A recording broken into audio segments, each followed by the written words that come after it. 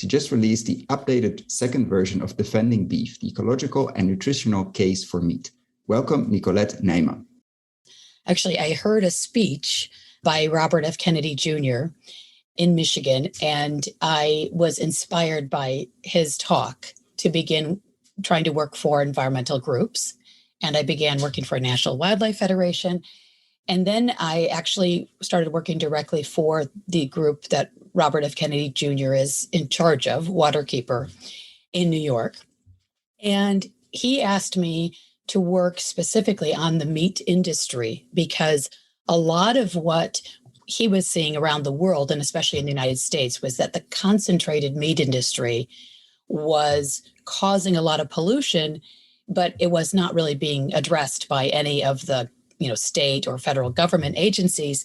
And so this was a very widespread problem that no one was tackling.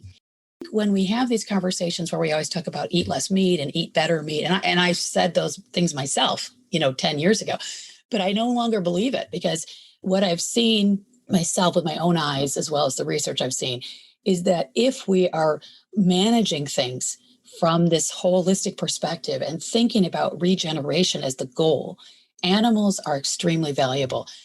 It's actually my favorite kind of meat. And so a lot of what I eat and prepare for our own family is some of the cheapest cuts because they're delicious, they're very nutritious, they're very nourishing and satiating and satisfying. And my mother was very thrifty and she used to use a lot of that kind of meat. So it actually reminds me a lot of my own childhood.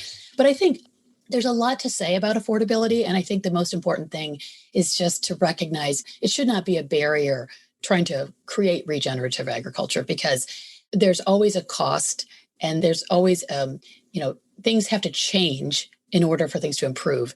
And I think what we're paying for food right now is not a reflection of its true cost.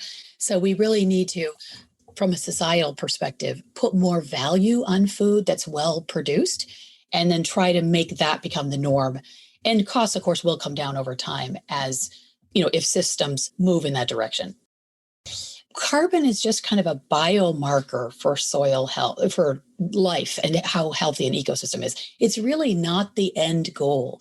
So what I'm interested in, and I actually don't have a specific place to point people for this, but I'm interested in systems or kind of metrics that will actually measure ecological health in agricultural operations.